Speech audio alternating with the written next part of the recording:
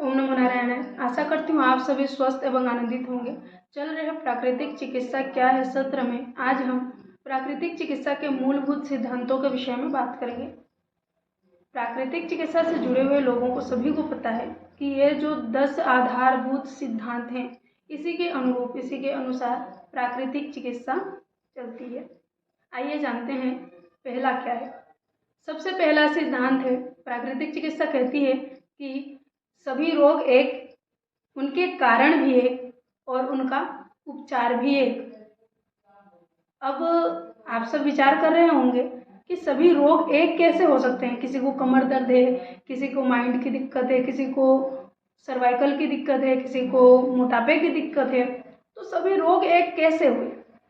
प्राकृतिक चिकित्सा के अनुसार कोई भी रोग होता है उसका एक ही कारण है और वो है विजातीय द्रव्य, यानी कि टॉक्सिन्स जो हमारे शरीर के अंदर पैदा होती है। और ये कैसे होती है? हमारे गलत रहन सहन, गलत खान पान के कारण ही हमारे शरीर में विजातीय द्रव्य एकत्रित होते हैं जो रोग का रूप ले लेते हैं। तो फिर भी रोग एक कैसे हुआ? जब मूल प्राकृतिक चिकित्सा में ये माना जाता है कि जो विजातीय द्रव्य है, अगर मान लीजिए कि विजातीय द्रव्य आपके गलत खान पान, आपके गलत रहन सहन की वजह से आपके पेट में एकत्रित है, तो उस रोग का क्या नाम होगा? कब्ज या पेट में दर्द, पेट में अपारा आदि। अगर वो विजातीय द्रव्य आपके कमर में या फिर यकृत में या किडनी में कहीं अलग अलग जगहों पर है, तो उसके अनुसार अलग अलग लक्षण के कारण हम रोगों का नाम अलग अलग दे देते हैं, लेकिन मूलतः कारण विजातीय द्रव्य है। और उसकी चिकित्सा क्या है? प्राकृतिक चिकित्सा के अनुसार हम जाएं तो उसका मुख्य उद्देश्य ये है उपचार का कि जो हमारे शरीर में विजातीय द्रव्यों के कारण जो रोग उत्पन्न हुए हैं, उस विजातीय द्रव्य को किसी भी प्रकार से शरीर से बाहर निकालना। जो इस चिकित्सा पद्धति से जुड़े हुए हैं वो सब जानते हैं कि जो प्राकृतिक चिकित्सा है वो केवल सहायक मात्र है, क्योंकि हम कुछ भी खाते हैं जो हमारे शरीर के लिए योग्य नहीं है, प्रकृति तुरंत उसको बाहर निकालती है। तो प्राकृतिक चिकित्सा का कार्य क्या है? उसमें सहूलियत पैदा करना। जो प्रकृति हमारे शरीर से विजातीय द्रव्यों को निकाल के हमें स्वास्थ्य प्रदान करती है, उसके जो कार्य है निकालने का, उसमें सहूलियत पैदा करना। समझने के लिए हम एक उदाहरण लेंगे, जैसे स्वर्ण है। स्वर्ण के अलग अलग आभूषण बनते हैं, जैसे कोई गले में पहनता है, कोई कान में, कोई हाथ में, अलग अलग बनते हैं, लेकिन वो है किस चीज़ का? स्वर्ण का। तो इसी प्रकार सभी रोगों का कारण एक ही है, हमारे शरीर में उत्पन्न विजातीय द्रव्य, जो हमारे गलत रहन सहन और गलत खान पान की वजह से होता है। तो मूलतः चाहे आपके पेट में दर्द हो, चाहे आपको कब्ज बनी हो, चाहे आपके यकृत में कोई दिक्कत हो, किडनी में कोई दिक्कत हो, चाहे सिर में दर्द हो, सर्वाइकल हो, कमर दर्द, कुछ भी हो, मूल कारण है विजातीय द्रव्य और उसको निकालना ही मुख्य कारण है। इसीलिए कहते हैं कि प्राकृतिक चिकित्सा शोधन कार्य करता है, हमारे शरीर का शोधन करता है। और इससे पहले वीडियो में हमने जाना था कि शोधन के साथ साथ इसमें पूरक गुण भी हैं, क्योंकि जो हमारे शरीर में कमी होती है उसको भी ये पूरा करती है। इसीलिए ये सबसे उत्तम चिकित्सा प्रणाली है। और एक उदाहरण लेंगे, जैसे एक घर में 4 व्यक्ति हैं, चारों का रहन सहन खान पान बिल्कुल गलत है।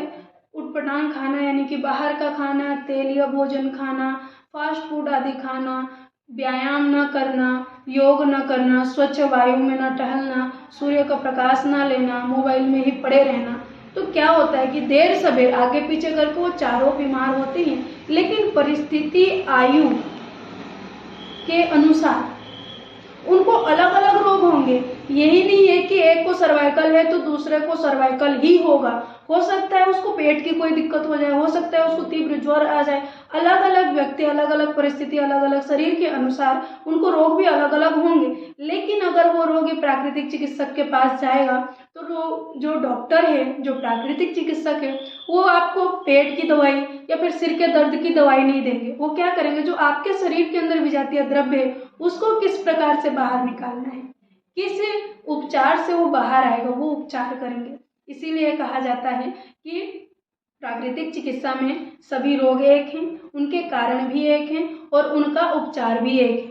तो उपचार क्या हुआ? विजातीय द्रव्य के कारण ही हम रोगी हुए और उसके जो अलग अलग पार्ट्स में जो इकट्ठा हुआ, इसीलिए वो पार्ट्स के कारण रोगों के नाम, उनके लक्षण लक्षण के कारण उसके नाम अलग अलग हुए, लेकिन उसके मूलतः कारण जो विजातीय द्रव्य है टॉक्सिन से। और ये केवल टॉक्सिन शरीर में पैदा होने वाले या गलत रहन सहन से नहीं, हमारे विचारों से भी उत्पन्न होता है। जो आप लोग सभी जानते होंगे, हमारे बीमार होने का 80% जो कारण है वो माइंड के टॉक्सिन्स के कारण, हमारे गलत विचारों के कारण हम बीमार पड़ते हैं।